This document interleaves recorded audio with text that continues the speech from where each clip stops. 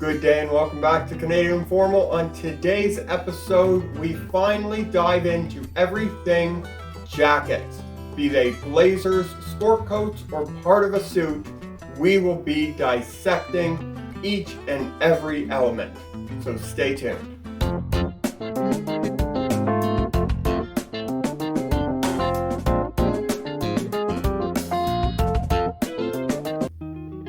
Welcome back to Canadian Formal. I'm Curtis Allen, and I have a passion for making the men of the Great White North look and feel their very best.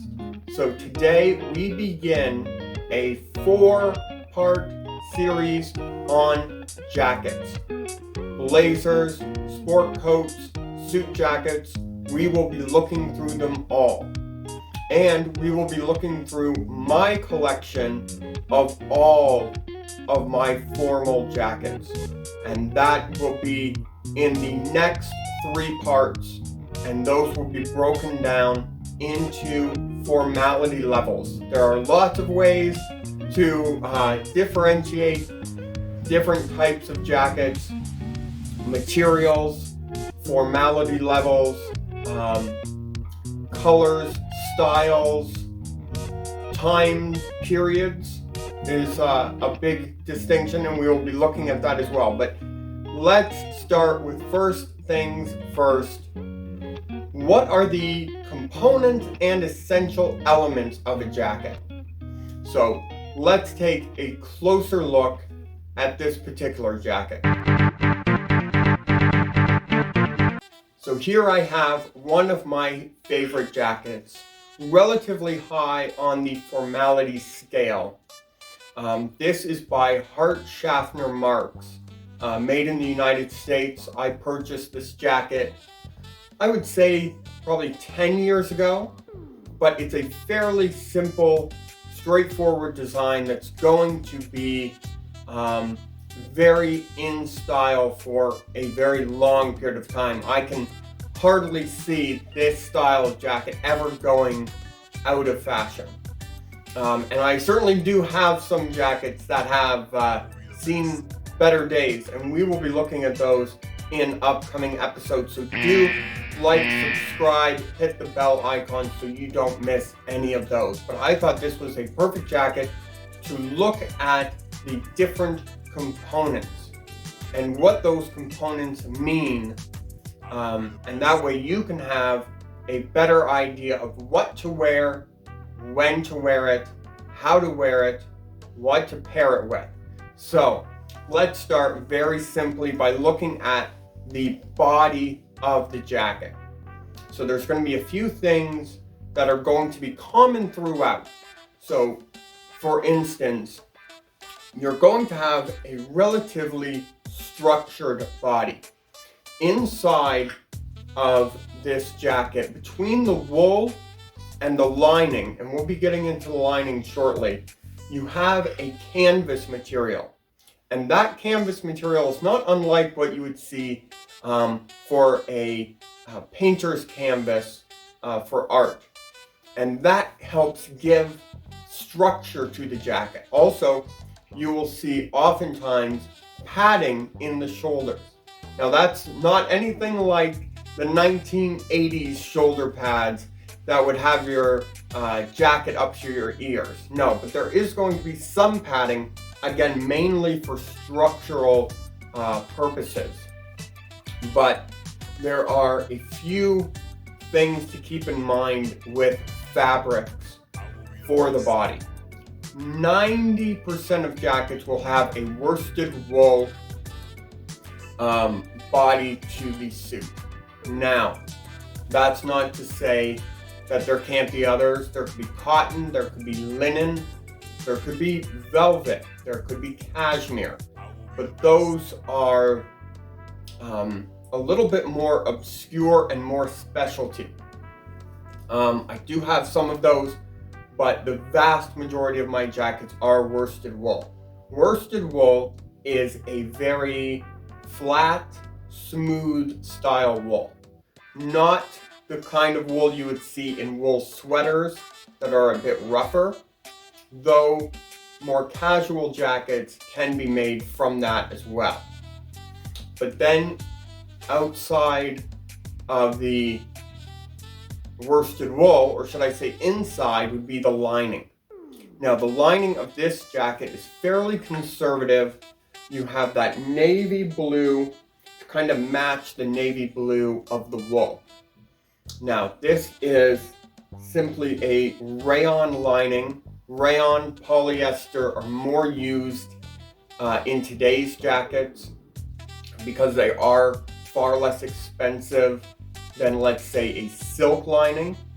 Now, if you can find a jacket, usually a vintage jacket, with a silk lining, grab it. Those are amazing to have. A silk lining is a natural material as opposed to a man-made material, so it is going to breathe better than something like a rayon or a polyester.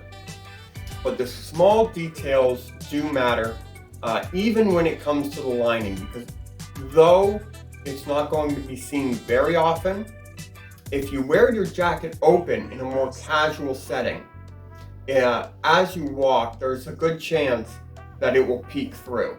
So there's going to be a few things to look at for the lining. Number one, here I have a little bit of stitching made to look kind of like a hand stitch on the inside. Now it's a contrasting color with the cream. That adds a little bit of distinction to really help separate it and kind of break up the line between the wool and the rayon. Two other things you want to notice when it comes to linings is inside pockets. Basically, every jacket is going to have two pockets, one on either side of the hip area, and then a breast pocket that you would put a pocket square in. But on the inside, you're likely to have pockets as well. So this particular one has one pocket on my right side and one pocket on my left side, as well as a lower inside pocket. The two at the top are very common. The lower one is less common, but great to have. That way you can spread your items out, your phone, your wallet, your keys, and whatnot. The other thing you're going to notice, and you may have already noticed it when I opened up the left side, was the label.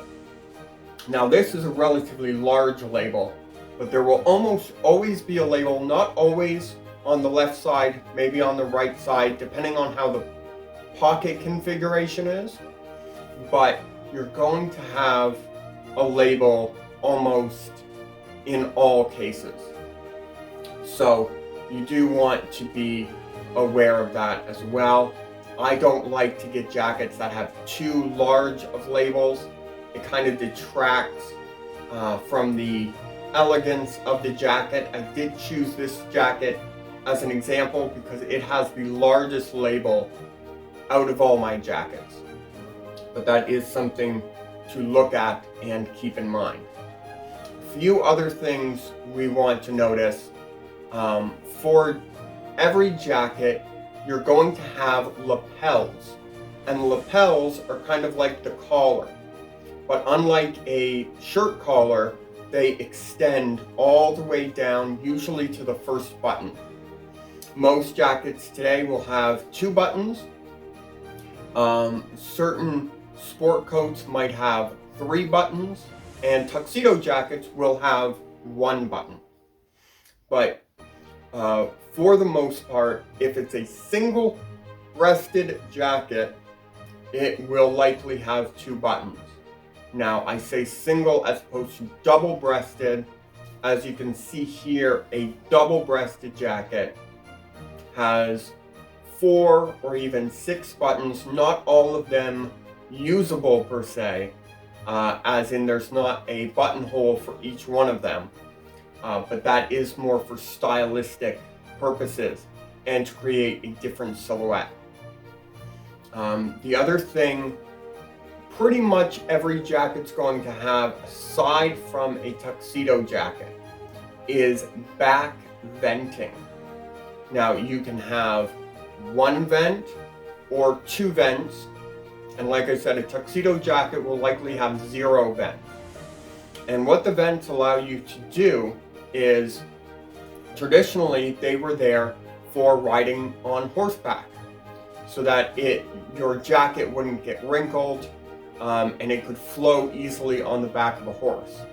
But even by today's standards, it is good if you're going to be sitting at a dinner or other function to have at least 1 vent. 1 vent is most common, although 2 vents is nice to have as well. You want to make sure, especially with 2 vents, that you steam or iron your jacket before every use, because it can tend to get wrinkled. So that is basically what all jackets will have in common. And with the lapel or the collar, you have traditionally 3 differentiating factors, and that comes with the notching.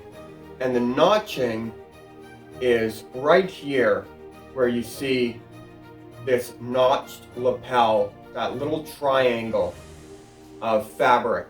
Now, you can have notched lapels, you can have pointed lapels, as you can see here, which are more common in formal jackets, or you can have a shawl collar with no notching of any kind. It goes all the way around. Tom Ford, as a designer, loves a shawl collar, and you'll see a lot of his jackets having a shawl collar. It is something you will see in the last 10 to 15 years, not ultra traditional. So if you're getting a vintage jacket, it is very, very rare that it will have a shawl collar. And the other thing to look for when you are buying a jacket is the cuffs. Now, the cuffs will have buttons down them for the most part, and you have to look out for if they are going to be just sewn on or if there are actual holes for those buttons. Having holes for the buttons will be on slightly more expensive jackets. I like having the buttonholes on the cuffs, because if I'm wearing a particularly chunky watch, I may want to leave 1 or 2 of those buttons open. But it's not overly important. It wouldn't be a make or break for me. And you are seeing buttonholes more often, even on slightly less expensive jackets, because I think they've seen it on more expensive jackets and want their jacket, whatever the designer is, to appear as more expensive than it is. So that is your basic layout for a jacket. In the next 3 parts of our series, we will be going through my collection, and we'll really get in depth on, first, casual jackets, second, semi-formal jackets, and third, the most formal and even a tuxedo jacket. So I do hope you'll join me for that. I'm Curtis Allen with Canadian Formal, hoping you will stay stylish. Thank you.